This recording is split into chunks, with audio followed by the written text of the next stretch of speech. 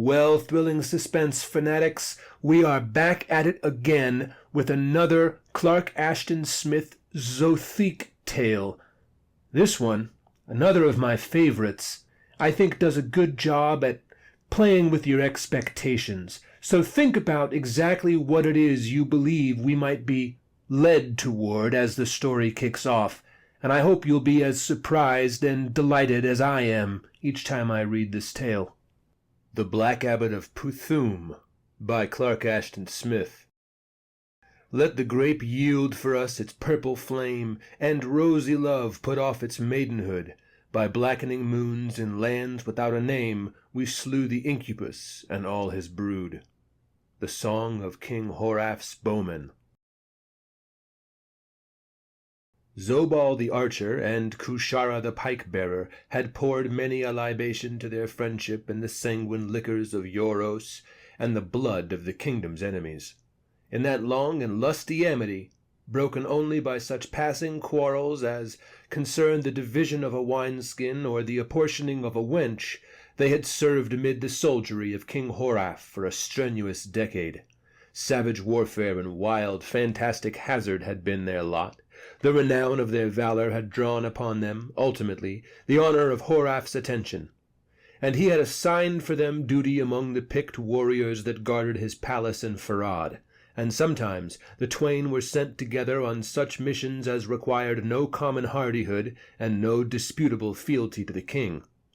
Now, in company with the eunuch Simban, chief purveyor to Horaph's well-replenished harem, Zobal and Kushara had gone on a tedious journey through the tract known as Isdrel, which clove the western part of Euros asunder with its rusty-colored wedge of desolation.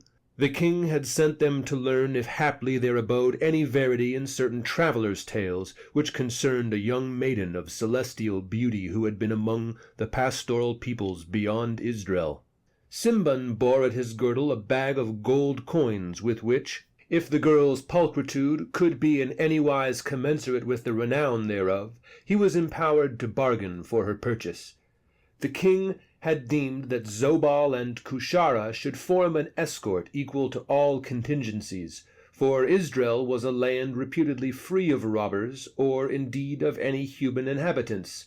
Men said, however, that malign goblins, tall as giants and humped like camels, had oftentimes beset the wayfarers through Isdrel, that fair but ill-meaning Lamia had lured them to an eldritch death. Simban, quaking corpulently in his saddle, rode with small willingness on that outward journey, but the archer and the pike-bearer, full of wholesome skepticism, divided their bawdy jests equally between the timid eunuch and the elusive demons. Without other mishap than the rupturing of a wineskin from the force of the new vintage it contained, they came into the verdurous pasture lands beyond that dreary desert. Here, in low valleys that held the middle meanderings of the river Voss, cattle and dromedaries were kept by a tribe of herders who sent biannual tribute to Horaph from their teeming droves. Simban and his companions found the girl, who dwelt with her grandmother in a village beside the Voss, and even the eunuch acknowledged that their journey was well rewarded. Kushara and Zobal, on their part, were instantly smitten by the charms of the maiden, whose name was Rubalsa. She was slender and of queenly height, and her skin was pale as the petals of white poppies, and the undulant blackness of her heavy hair was full of sullen copper gleamings beneath the sun.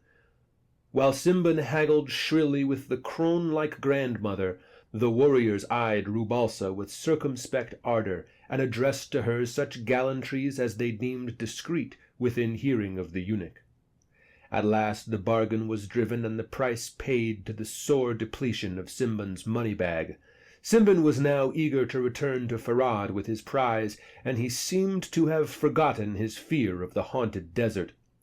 Zobal and Kushara were routed from their dreams by the impatient eunuch before dawn, and the three departed with the still drowsy Rubalsa ere the village could awaken about them. Noon, with its sun of candent copper in a blackish-blue zenith, found them far amid the rusty sands and iron-toothed ridges of Isdrel. the route they followed was little more than a footpath, for, though Israel was but 30 miles in width at that point, few travelers would dare those fiend-infested leagues, and most preferred an immensely circuitous road, used by the herders, that ran to the southward of that evil desolation.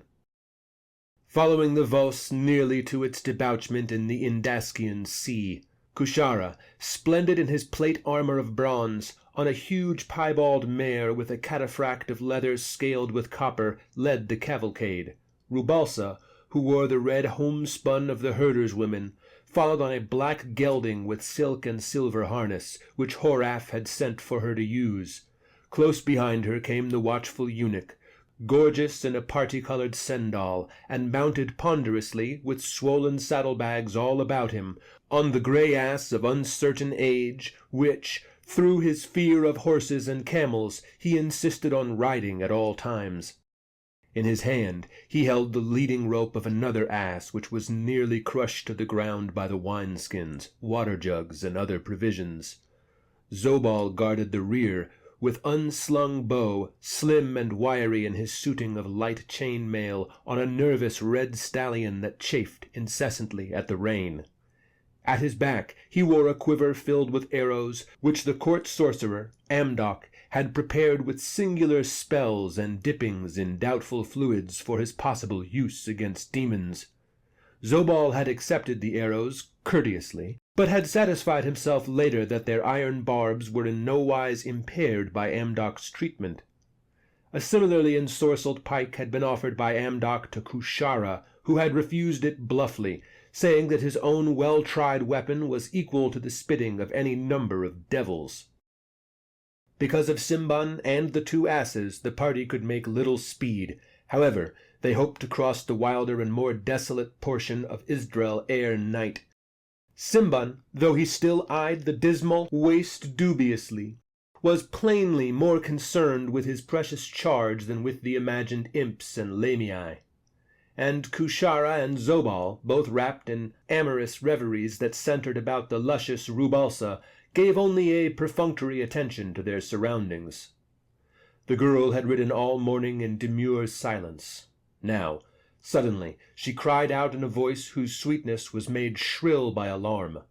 The others reined their mounts, and Simban babbled questions. To these Rubalsa replied by pointing towards the southern horizon, where, as her companions now saw, a peculiar pitch-black darkness had covered a great portion of the sky and hills, obliterating them wholly. This darkness, which seemed due neither to cloud nor sandstorm, extended itself in a crescent on either hand, and came swiftly toward the travellers. In the course of a minute or less, it had blotted the pathway before and behind them like a black mist, and the 2 arcs of shadow, racing northward, had flowed together, immuring the party in a circle. The darkness then became stationary, its walls no more than 100 feet away on every side. Sheer, impenetrable, it surrounded the wayfarers, leaving above them a clear space from which the sun still glared down, remote and small and discolored, as if seen from the bottom of a deep pit. "Aye, aye, aye!" cried Simban, cowering amid his saddlebags. "I knew well that some devilry would overtake us." At the same moment the 2 asses began to bray loudly, and the horses, with a frantic neighing and squealing, trembled beneath their riders. Only with much cruel spurring could Zobal force his stallion forward beside Kushara's mare. "Mayhap it is only some pestilential mist," said Kushara. "Never have I seen such mist," replied Zobal doubtfully, "and there are no vapours to be met with in Isdrael. Methinks it is like the smoke of the 7 hells that men fable beneath Zothik." "Shall we ride forward?" said Kushara. "I would learn whether or not a pike can penetrate the darkness." Calling out some words of reassurance to Rubalsa, the twain sought to spur their mounts towards the murky wall. But, after a few swerving paces, the mare and the stallion balked wildly, sweating and snorting, and would go no farther. Kushara and Zobal dismounted and continued their advance on foot. Not knowing the source or nature of the phenomenon with which they had to deal, the two approached it warily. Zobal knocked an arrow to his string, and Kushara held the great bronze-headed pike before him as if charging an embattled foe. Both were more and more puzzled by the murkiness, which did not recede before them in the fashion of fog, but maintained its opacity when they were close upon it. Kushara was about to thrust his weapon into the wall.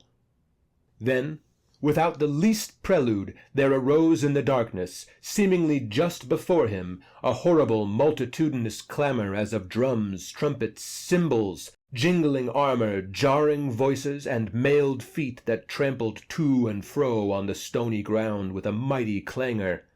As Kushara and Zobal drew back in amazement, the clamor swelled and spread till it filled with a babel of warlike noises the whole circle of mysterious night that hemmed in the travelers. "Verily, we are sore beset," shouted Kushara to his comrade as they went back to their horses. "It would seem that some king of the north has sent his Myrmidians into Euros." "Yea," said Zobal, "but it is strange that we saw them not ere the darkness came, and this darkness surely is no natural thing." Before Kushara could make any rejoinder, the martial clashings and shoutings ceased abruptly. All about it seemed that there was a rattling of innumerable sistra, a hissing of countless huge serpents, a raucous hooting of ill-omened birds that had foregathered by thousands. To these indescribably hideous sounds the horses now added a continual screaming, and the asses a more frenzied braying, above which the outcries of Rubalsa and Simban were scarcely audible. Kushara and Zobal sought vainly to pacify their mounts and comfort the madly frightened girl. It was plain that no army of mortal men had beleaguered them, for the noises still changed from instant to instant, and they heard a most evil howling and a roaring as of hell-born beasts that deafened them with its volume. Naught, however, was visible in the gloom, whose circle now began to move swiftly, without widening or contracting.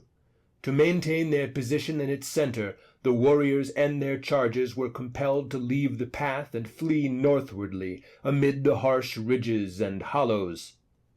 All around them the baleful noises continued, keeping, as it seemed, the same interval of distance. The sun, slanting westward, no longer shone into that eerily moving pit, and a deep twilight enveloped the wanderers. Zobal and Kushara rode as closely beside Rubalsa as the rough ground permitted, straining their eyes constantly for any visible sign of the cohorts that seemed to encompass them. Both were filled with the darkest misgivings, for it had become all too manifest that supernatural powers were driving them astray in the untracked desert. Moment by moment the gross darkness seemed to close in, and there was a palpable eddying and seething as of monstrous forms behind its curtain. The horses stumbled over boulders and outcroppings of ore-sharp stone, and the grievously burdened asses were compelled to put forth an unheard-of speed to keep pace with the ever-shifting circle that menaced them with its horrid clamor. Rubalsa had ceased her outcries, as if overcome by exhaustion or resignation to the horror of her plight, and the shrill screeches of the eunuch had subsided into fearful wheezing and gasping. Ever and anon it seemed that great fiery eyes glared out of the gloom, floating close to earth or moving aloft at a gigantic height. Zobal began to shoot his enchanted arrows at these appearances, and the speeding of each bolt was hailed by an appalling outburst of satanic laughters and ululations. In such wise they went on, losing all measure of time and sense of orientation. The animals were galled and footsore. Simban was nigh dead from fright and fatigue. Rubalsa drooped in her saddle, and the warriors, awed and baffled by the predicament in which their weapons appeared useless, began to flag with a dull weariness. "Never again shall I doubt the legendary of Israel," said Kushara gloomily. "It is in my mind that we have not long either to doubt or to believe," rejoined Zobal. To add to their distress, the terrain grew rougher and steeper, and they climbed acclivitous hillsides and went down endlessly into drear valleys. Anon they came to a flat, open, pebbly space. There, all at once, it seemed that the pandemonium of evil noises drew back on every hand, receding and fading into faint, dubious whispers that died at a vast remove. Simultaneously, the circling night thinned out, and a few stars shone in the welkin, and the sharp-spined hills of the desert loomed starkly against a vermilion afterglow. The travellers paused and peered wonderingly at each other in a gloom that was no more than that of natural twilight.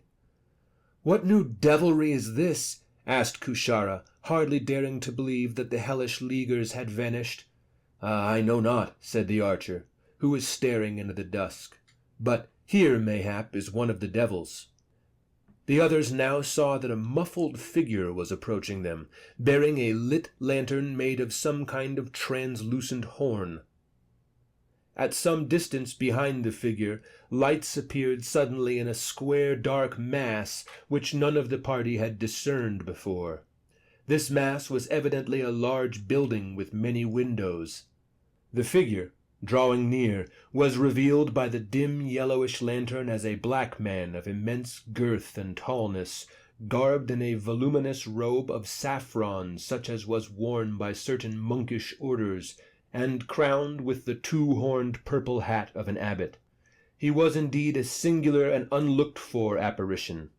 For if any monstrosities existed amid the barren reaches of Israel, they were hidden and unknown to the world. Zobal, however, searching his memory, recalled a vague tradition he had once heard concerning a chapter of Negro monks who had flourished in Euros many centuries ago. The chapter had long been extinct, and the very site of its monastery was forgotten. Nowadays there were few blacks anywhere in the kingdom, other than those who did duty as eunuchs guarding the seraglios of nobles and rich merchants. The animals began to display a certain uneasiness at the stranger's approach. "Who art thou?" challenged Kushara, his fingers tightening on the haft of his weapon. The black man grinned capaciously, showing great rows of discolored teeth whose incisors were like those of a wild dog. His enormous unctuous jowls were creased by the grin into folds of amazing number and volume, and his eyes, deeply slanted and close together, seemed to wink perpetually in pouches that shook like ebon jellies. His nostrils flared prodigiously, his purple blubbery lips drooled and quivered, and he licked them with a fat, red, salacious tongue before replying to Kushara's question. "I am Ujuk, Abbot of the monastery of Puthuum," he said, in a thick voice of such extraordinary volume that it appeared to almost issue from the earth under his feet. "Methinks the night has overtaken you far from the route of travellers. I bid you welcome to our hospitality." "Aye, the night took us betimes," Kushara returned dryly. Neither he nor Zobal was reassured by the look of lust in the abbot's obscenely twinkling eyes as he peered at Rubalsa. Moreover, they had now noted the excessive and disagreeable length of the dark nails on his huge hands and bare splayed feet, nails that were curving 3-inch talons, sharp as those of some beast or bird of prey. It seemed, however, that Rubalsa and Simban were less abhorrently impressed, or had not noticed these details, for both made haste to acknowledge the abbot's proffer of hospitality and to urge acceptance upon the visibly reluctant warriors. To his urging, Zobal and Kushara yielded, both inwardly resolving to keep a close watch on all of the actions and movements of the abbot of Puthuum. Ujuk, holding the horn lantern aloft, conducted the travellers to that massive building whose lights they had discerned at no great distance. The ponderous gate of dark wood swung open silently at their approach, and they entered a spacious courtyard cobbled with worn, greasy-looking stones, and dismally illumined by torches in rusty iron sockets. Several monks appeared with startling suddenness before the travelers, who had thought the courtyard vacant at first glance. They were all of unusual bulk and stature, and their features possessed an extraordinary likeness to those of Ujuk, from whom, indeed, they could hardly have been distinguished save by the yellow cowls which they wore in lieu of the abbot's horned purple hat. The similarity extended even to their curved and talon-like nails of inordinate length. Their movements were phantasmally furtive and silent. Without speaking, they took charge of the horses and asses. Kushara and Zobal relinquished their mounts to the care of these doubtful hostlers, with a reluctance which apparently was not shared by Rubalsa or the eunuch. The monks also signified a willingness to relieve Kushara of his heavy pike, and Zobal of his ironwood bow and half-emptied quiver of ensorcelled arrows. But at this the warriors balked, refusing to let the weapons pass from their possession. Ujuk led them to an inner portal which gave admission to the refectory. It was a large, low room, lit by brazen lamps of antique workmanship, such as ghouls might have recovered from a desert-sunken tomb. The abbot, with ogre-like grinnings, besought his guests to take their place at a massive table of ebony with chairs and benches of the same material. When they had seated themselves, Ujuk sat down at the table's head. Immediately 4 monks came in, bearing platters piled with spicily smoking viands and deep earthen flagons full of a dark amber-brown liquor. And these monks, like those encountered in the courtyard, were gross ebon-black simulacra of their abbot, resembling him precisely in every feature and member. Zobal and Kushara were chary of tasting the liquor, which, from its odor, appeared to be an exceptionally potent kind of ale, for their doubts concerning Ujuk and his monastery grew graver every moment. Also, in spite of their hunger, they refrained from the food set before them, which consisted mainly of baked meats that neither could identify. Simbin and Rebalsa, however, addressed themselves promptly to the meal with appetites sharpened by long fasting and the weird fatigues of the day. The warriors observed that neither food nor drink had been placed before Ujuk, and they conjectured that he had already dined. To their growing disgust and anger, he sat lolling obesely, with lustful eyes upon Rubalsa in a stare broken only by the nictations that accompanied his perpetual grinning. This stare soon began to abash the girl, and then to alarm and frighten her. She ceased eating, and Simbin, who had been deeply preoccupied till then with his supper, was plainly perturbed when he saw the flagging of her appetite. He seemed for the first time to notice the abbot's unmonastic leering, and showed his disapproval by sundry horrible grimaces. He also remarked pointedly in a loud, piercing voice that the girl was destined for the harem of King Horath. But at this Ujuk merely chuckled, as if Simbin had uttered some exquisitely humorous jest. Zobal and Kushara were hard put to repress their wrath, and both inched hotly for the fleshing of their weapons in the abbot's gross bulk. He, however, seemed to have taken Simbin's hint, for he shifted his gaze from the girl. Instead, he began to eye the warriors with a curious and loathsome avidity, which they found little less insupportable than his ogling of Rubalsa. The well-nourished eunuch also came in for his share of Ujuk's regard, which seemed to have in it the hunger of a hyena gloating over his prospective prey. Simbin, obviously ill at ease and somewhat frightened, now tried to carry on a conversation with the abbot, volunteering much information as to himself, his companions, and the adventurers which had brought them to Puthuum. Ujuk seemed little surprised by this information, and Zobal and Kushara, who took no part in the conversation, became surer than ever that he was no true abbot. "How far have we gone astray from the route to Farad?" asked Simbin. "I do not consider that you have gone astray," rumbled Ujuk in his subterranean voice, "for your coming to Puthuum is most timely.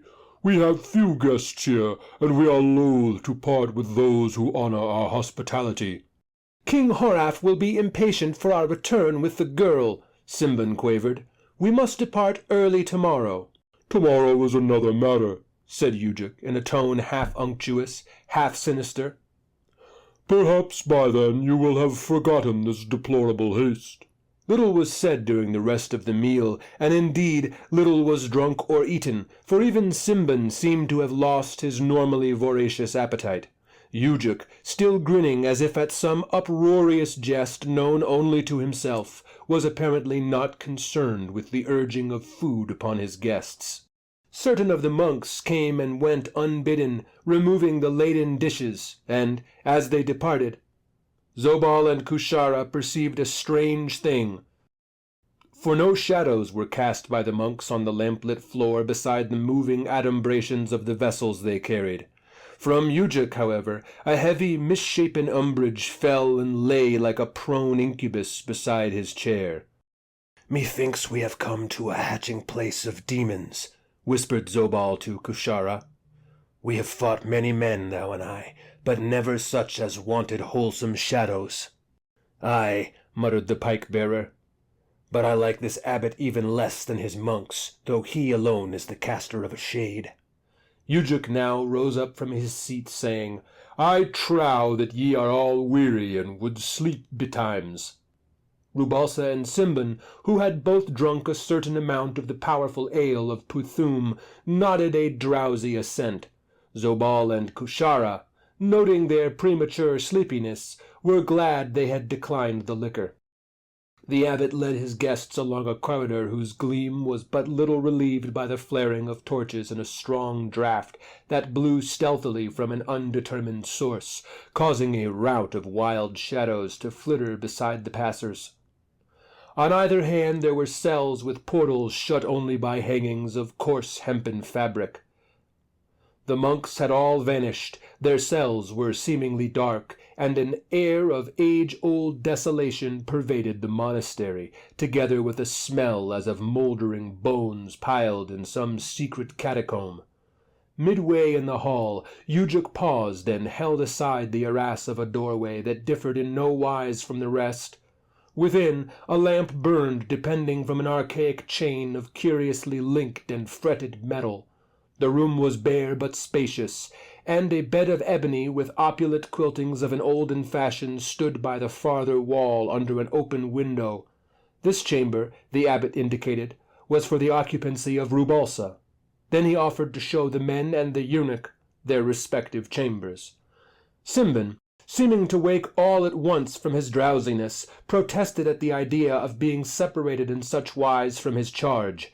As if Ujuk had been prepared for this, and had given orders accordingly, a monk appeared forthwith, bringing quilts which he laid on the flagged floor within the portals of Rubalsa's room. Simban stretched himself promptly on the improvised bed, and the warriors withdrew with Ujuk. "Come," said the abbot, his wolfish teeth gleaming in the torchlight, "ye will sleep soundly in the beds I have prepared." Zobal and Kushara, however, had now assumed the position of guardsmen outside the doorway of Rubalsa's chamber. They told Ujuk curtly that they were responsible to King Horaf for the girl's safety and must watch over her at all times. "I wish ye a pleasant vigil," said Ujuk, with a cachinnation like the laughter of hyenas in some underground tomb. With his departure, it seemed that the black slumber of a dead antiquity settled upon all the building. Rubalsa and Simban, apparently, slept without stirring, for there was no sound from behind the hempen arras. The warriors spoke only in whispers, lest they should arouse the girl. Their weapons held ready for instant use, they watched the shadowy hall with a jealous vigilance, for they did not trust the quietude about them, being well assured that a host of foul cacodemons couched somewhere behind it, biding the time of assault. Howbeit, nothing occurred to reconfirm them in such apprehension. The draught that had breathed furtively along the hall seemed to tell of only age-forgotten death and cyclic solitude. The two began to perceive signs of dilapidation in walls and floor that had heretofore escaped their notice. Eerie, fantastical thoughts came to them with insidious persuasion. It seemed that the building was a ruin that had lain uninhabited for 1,000 years, that the black abbot Ujuk and his shadowless monks were mere imaginations, things that had never been, that the moving circle of darkness, the pandemonium voices that had herded them towards Puthuum were no more than a daymare whose memory was now fading in the fashion of dreams. Thirst and hunger troubled them, for they had not eaten since early morn, and had snatched only a few hasty draughts of wine or water during the day. Both, however, began to feel the on-creeping of a sleepy hebetude, which, under the circumstances, was most undesirable. They nodded, started, and awoke recurrently to their peril. But still, like a siren voice in poppy dreams, the silence seemed to tell them that all danger was a bygone thing, an illusion that belonged to yesterday. Several hours passed, and the hall lightened with the rising of a late moon that shone through a window at its eastern end.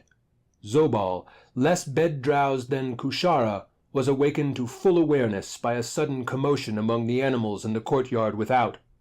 There were loud neighings that rose to a frenzied pitch, as if something had frightened the horses, and to these the asses began to add their heavy braying till Kushara was also aroused.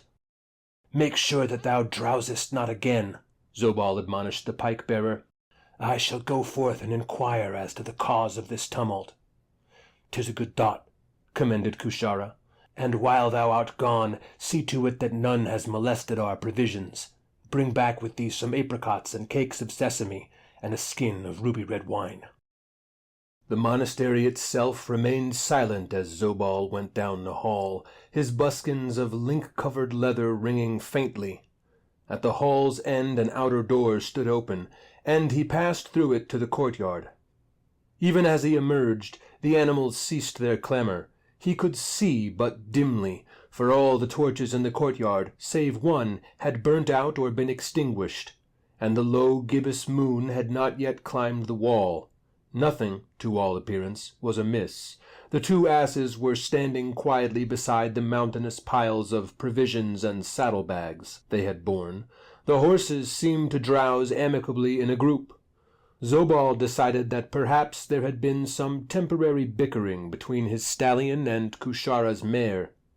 He went forward to make sure that there was no other cause of disturbance. Afterwards he turned to the wineskins, intending to refresh himself before rejoining Kushara with a supply of drinkables and comestibles. Hardly had he washed the dust of Isdril from his throat with a long draught, when he heard an eerie, dry whispering whose source and distance he could not at once determine. Sometimes it seemed at his very ear, then it ebbed away as if sinking into profound subterranean vaults. But the sound, though variable in this manner, never ceased entirely, and it seemed to shape itself into words that the listener almost understood, words that were fraught with the hopeless sorrow of a dead man who had sinned long ago and had repented his sin through black sepulchral ages. As he hearkened to the sere anguish of that sound, the hair bristled on the archer's neck, and he knew fear such as he had never known in the thick of battle. And yet, at the same time, he was aware of deeper pity than the pain of dying comrades had ever aroused in his heart. And it seemed that the voice implored for him commiseration and succor, laying upon him a weird compulsion that he dared not disobey. He could not wholly comprehend the things that the whisperer besought him to do, but somehow he must ease that desolate anguish. Still the whispering rose and fell, and Zobal forgot that he had left Kushara to a lone vigil beset with hellish dangers, forgot that the voice itself might well be only a device of demons to lure him astray. He began to search the courtyard, his keen ears alert for the source of the sound. And, after some dubitation, he decided that it issued from the ground in a corner opposite the gateway. Here, amid the cobbling, in the wall's angle, he found a large slab of sienite with a rusty metal ring in its center. He was quickly confirmed in his decision, for the whispering became louder and more articulate, and he thought that it said to him, "Lift the slab." The archer grasped the rusty ring with both hands, and putting forth all his strength, he succeeded in tilting back the stone, albeit not without such exertion as made him feel that his very spine would crack. A dark opening was exposed, and from it surged a charnel stench so overpowering that Zobel turned his face away and was like to have vomited. But the whisper came with a sharp, woeful beseeching out of the darkness below, and it said to him, "Descend." Zobel wrenched from its socket the one torch that still burned in the courtyard. By its lurid flaring he saw a flight of worn steps that went down into the reeking sepulchral gloom. And resolutely he descended the steps, finding himself at their bottom in a hewn vault with deep shelves of stone on either hand. The shelves, running away into darkness, were piled with human bones and mummified bodies, and plainly the place was the catacomb of the monastery. The whispering had ceased, and Zobal peered about in bewilderment, not unmixed with horror. "I am here," resumed the dry, susurrous voice, issuing from amid the heaps of mortal remnants on the shelf close beside him. Startled, and feeling again that crisping of the hairs on his neck, Zobal held his torch to the low shelf as he looked for the speaker. In a narrow niche between the stacks of disarticulated bones he beheld a half-decayed corpse, about whose long, attenuate limbs and hollow body there clung a few shreds of rotten yellow cloth. These, he thought, were the remnants of a robe such as was worn by the monks of Puthuum. Then, thrusting his torch into the niche, he discerned the lean, mummy-like head on which mouldered a thing that had once been the horned hat of an abbot. The corpse was black as ebony, and plainly it was that of a great negro. It bore an aspect of incredible age, as if it had lain there for centuries, but from it came the odor of newly ripe corruption that had sickened Zobal when he lifted the slab of syenite. As he stood staring down, it seemed to Zobal that the cadaver stirred a little, as if fain to rise from its recumbent posture, and he saw a gleaming as of eyeballs in the deep-shadowed sockets, and the dolorously curling lips were retracted still farther, and from between the bared teeth there issued that awful whispering which had drawn him into the catacomb.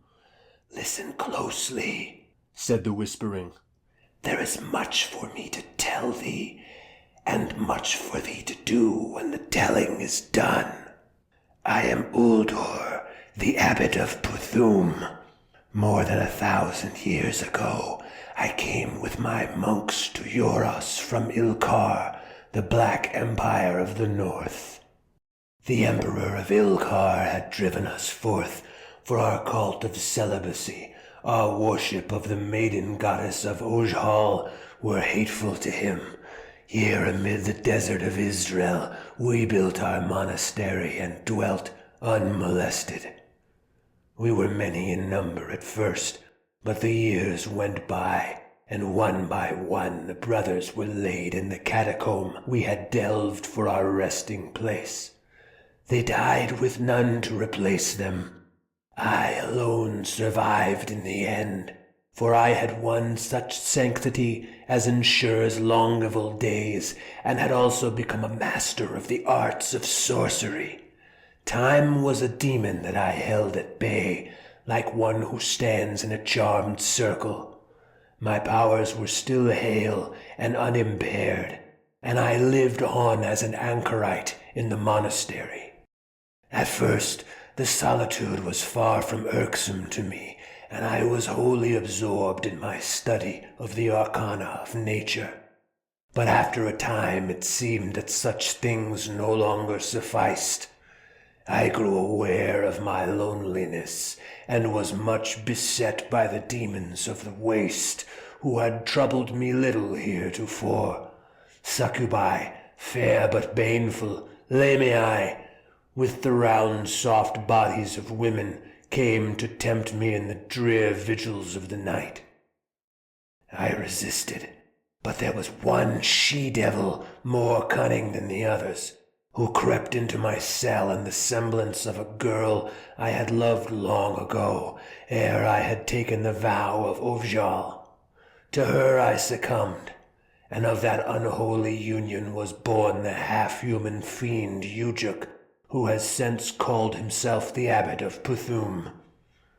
After that sin, I wished to die, and the wish was manifoldly strengthened when I beheld the progeny of the sin. Too greatly, however, had I offended Ojal, and a frightful penance was decreed for me. I lived, and daily I was plagued and persecuted by the monster Ujuk, who grew lustily in the manner of such offspring. But when Ujuk had gained his full stature, there came upon me such weakness and decrepitude as made me hopeful of death. Scarce could I stir in my impotence, and Ujuk, taking advantage of this, bore me in his horrid arms to the catacomb, and laid me among the dead. Here I have remained ever since, dying and rotting eternally, and yet eternally alive. For almost a millennium I have suffered unsleepingly the dire anguish of repentance that brings no expiation. Through the powers of saintly and sorcerous vision that never left me, I was doomed to watch the foul deeds, the hell-dark iniquities of Ujuk. Wearing the guise of an abbot, endowed with strange infernal powers together with a kind of immortality, he has presided over Puthuum through the centuries. His enchantments have kept the monastery hidden, save from those that he wishes to draw within the reach of his ghoulish hunger, his incubus-like desires. Men he devours, and women are made to serve his lust, and still I am condemned to see his turpitudes, and the seeing is my most grievous punishment. The whisper sank away, and Zobal, who had listened in eldritch awe as one who hears the speech of a dead man, was doubtful for a moment that Uldur still lived. Then the sere voice went on. Archer, I crave a boon from thee, and I offer in return a thing that will aid thee against Ujuk. In thy quiver thou bearest charmed arrows, and the wizardry of him that wrought them was good. Such arrows can slay the else immortal powers of evil. They can slay Ujuk, and even such evil as endures in me and forbids me to die. Archer, grant me an arrow through the heart, and if that suffice not, an arrow through the right eye, and one through the left. And leave the arrows in their mark, for I deem that thou canst well spare so many. One alone is needed for Ujuk, and to the monks thou hast seen, I will tell thee a secret. They are 12 in number, but... Zobal would scarcely have believed the thing that Uldur now unfolded, if the events of the day had not left him beyond all incredulity. The abbot continued, When I am wholly dead, take thou the talisman which depends about my neck. The talisman is a touchstone that will dissolve such ill enchantments as have a material seeming, if applied thereto with the hand. For the first time, Zobal perceived the talisman, which was an oval of plain grey stone lying upon Uldur's withered bosom on a chain of black silver. Make haste, O archer, the whispering implored. Zobal had socketed his torch in the pile of mouldering bones beside Uldur. With a sense of mingled compulsion and reluctance, he drew an arrow from his quiver, notched it, and aimed unflinchingly down at Uldur's heart. The shaft went straightly and deeply into its mark, and Zobal waited. But anon from the retracted lips of the black abbot there issued a faint murmuring, Archer, another arrow. Again the bow was drawn, and a shaft sped unerringly into the hollow orbit of Uldur's right eye, and again, after an interval, there came the almost inaudible pleading, Archer, Still another shaft. Once more the bow of ironwood sang in the silent vault, and an arrow stood in the left eye of Uldor, quivering with the force of its propulsion. This time there was no whisper from the rotting lips, but Zobal heard a curious rustling and a sigh as of lapsing sand. Beneath his gaze the black limbs and body crumbled swiftly, the face and head fell in, and the 3 arrows sagged awry, since there was naught now but a pile of dust and parting bones to hold them embedded. Leaving the arrows as Uldor had enjoined him to do, Zobal groped for the grey talisman that was now buried amid those falling relics. Finding it, he hung it carefully at his bed beside the long straight sword which he carried. Perhaps, he reflected, the thing might have its use ere the night was over. Quickly he turned away and climbed the steps to the courtyard. A saffron yellow and lopsided moon was soaring above the wall, and he knew by this that he had been absent overlong from his vigil with Kushara. All, however, seemed tranquil. The drowsing animals had not stirred, and the monastery was dark and soundless. Seizing a full wineskin and a bag containing such edibles as Kushara had asked him to bring, Zobal hurried back to the open hall. Even as he passed into the building, the arras-like silence before him was burst asunder by a frightful hubbub. He distinguished amid the clamour the screaming of Rubalsa, the screeching of Simban, and the furious roaring of Kushara. But above these, as if to drown them all, an obscene laughter mounted continually like the welling forth of dark subterranean waters thick and foul with the fats of corruption. Zobal dropped the waterskin and the sack of comestibles and raced forward, unslinging his bow as he went. The outcries of his companions continued, but he heard them faintly now above the damnable incubus-like laughter that swelled as if to fill the whole monastery. As he neared the space before Rubalsa's chamber, he saw Kushara beating with the haft of his pike at a blank wall in which there was no longer a hempen-curtained doorway. Behind the wall the screeching of Simban ceased in a gurgling moan like that of some butchered steer, but the girl's terror-sharpened cries still mounted through the smothering cachinnation.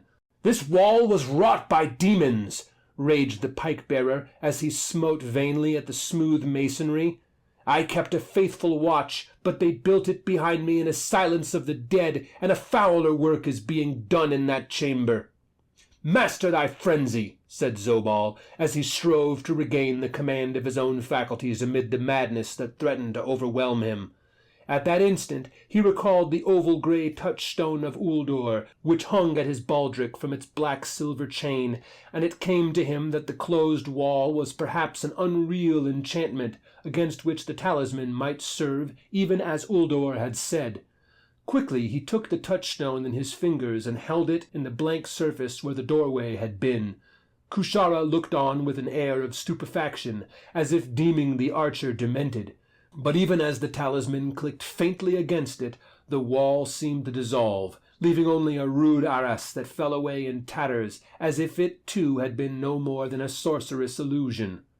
The strange disintegration continued to spread. The whole partition melted away to a few worn blocks, and the gibbous moon shone in as the abbey of Puthuum crumbled silently to a gapped and roofless ruin. All this had occurred in a few moments, but the warriors found no room for wonder. By the livid light of the moon, which peered down like the face of a worm-gnawed cadaver, they looked upon a scene so hideous that it caused them to forget all else.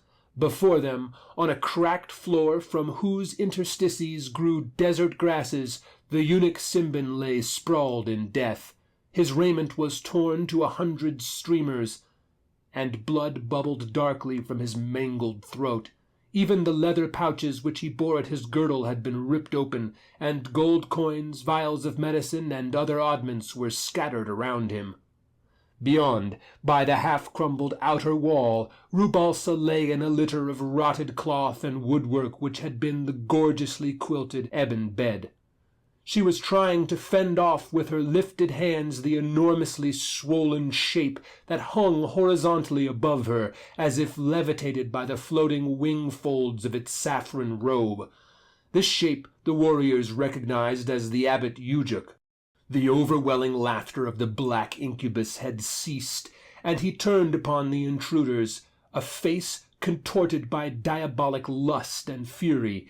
His teeth clashed audibly, his eyes glowed in their pouches like beads of red-hot metal as he withdrew from his position over the girl and loomed monstrously erect before her amid the ruins of the chamber. Kushara rushed forward with a leveled pike ere Zobal could fit one of his arrows to the string, but even as the pike-bearer crossed the sill, it seemed that the foully bloated form of Ujuk multiplied itself in a dozen yellow-garmented shapes that surged to meet Kushara's onset. Appearing as if by some hellish legerdemain, the monks of Puthuum had mustered to assist their abbot. Zobal cried out in warning, but the shapes were all about Kushara, dodging the thrusts of his weapon and clawing ferociously at his plate armor with their terrific 3-inch talons. Valiantly he fought them, only to go down after a little and disappear from sight as if whelmed by a pack of ravening hyenas. Remembering the scarce credible thing that Uldor had told him, Zobal wasted no arrows upon the monks. His bow ready, he waited for the full sight of Ujuk beyond the seething rout that wrangled malignantly back and forth above the fallen pike-bearer. In an eddying of the pack he aimed swiftly at the looming incubus, who seemed wholly intent on that fiendish struggle, as if directing it in some wise without spoken word or ponderable gesture. Straight and true the arrow sped with an exultant singing, and good was the sorcery of Amdok, who had wrought it, for Ujuk reeled and went down, his horrid fingers tearing vainly at the shaft that was driven nigh to its fledgling of eagle quills in his body.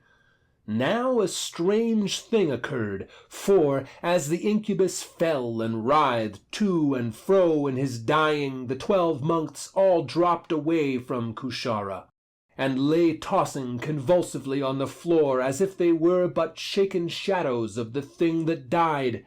It seemed to Zobal that their forms grew dim and diaphanous, and he saw the cracks in the flagstones beyond them, and their writhings lessened with those of Ujuk, and when Ujuk lay still at last, the faint outlines of the figures vanished as though erased from earth and air.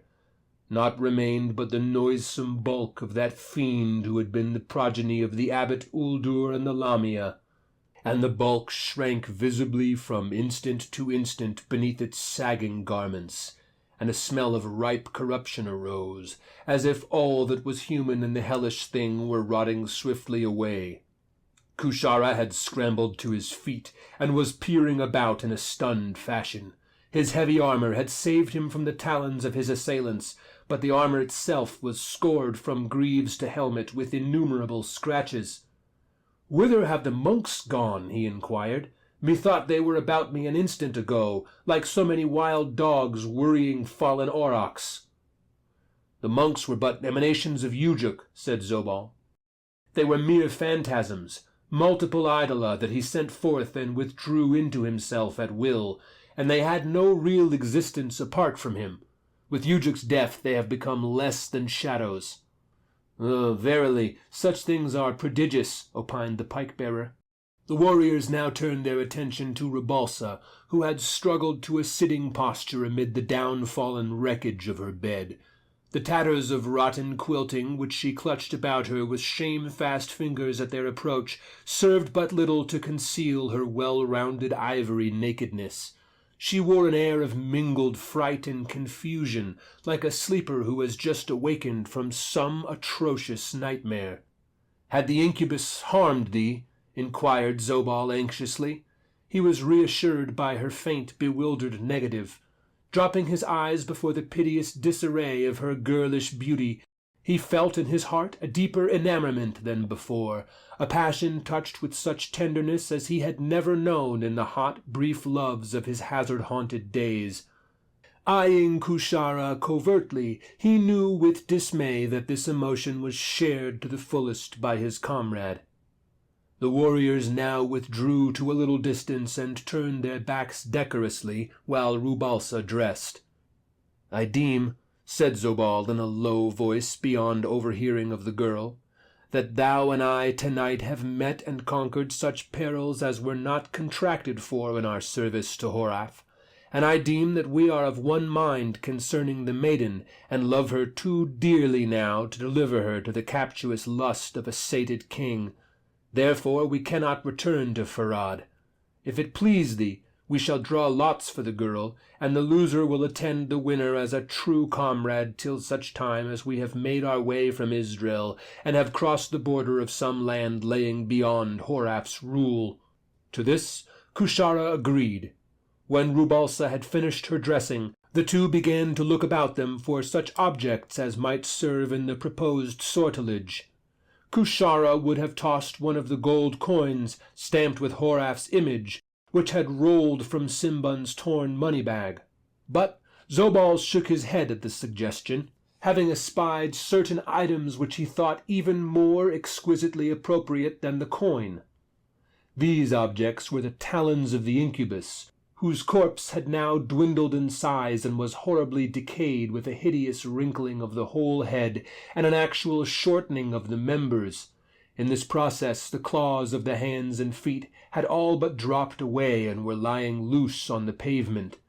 Removing his helmet, Zobal stooped down and placed within it the 5 hellish-looking talons of the right hand, among which that of the index finger was the longest. He shook the helmet vigorously, as one shakes a dice-box, and there was a sharp clattering from the claws. Then he held the helmet out to Kushara, saying, "He who draws the forefinger talon shall take the girl." Kushara put in his hand and withdrew it quickly, holding aloft the heavy thumbnail, which was shortest of all. Zobal drew the nail of the middle finger, and Kushara, at his second trial, brought forth the little finger's claw. Then, to the deep chagrin of the pike-bearer, Zobal produced the dearly coveted index talon. Rubalsa, who had been watching this singular procedure with open curiosity, now said to the warriors, "What are you doing?" Zobal started to explain, but before he had finished, the girl cried out indignantly, "Neither of ye has consulted my preference in this matter." Then, pouting prettily, she turned away from the disconcerted archer and proceeded to fling her arms about the neck of Kushara.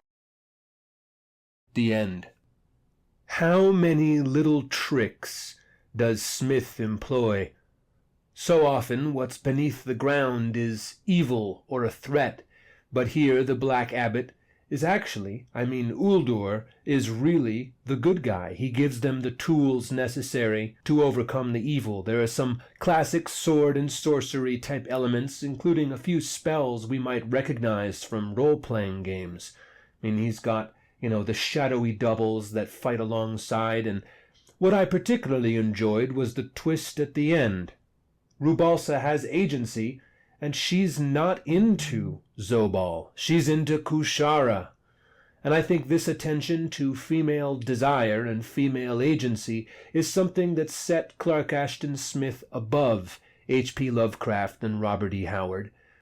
You may not know this, but of the big 3 in weird tales, Clark Ashton Smith was the only one to regularly enjoy female company. He did not have the strange asexual hang-ups of H.P. Lovecraft, nor the seeming sexual obsession with his mother that plagued Robert E. Howard. Now, we don't know if these things are true, but they are written about and they are speculated about, and it's equally well speculated that Clark Ashton Smith enjoyed very much the company of widows and other single women in his vicinity in Northern California, and I, for one, don't doubt it.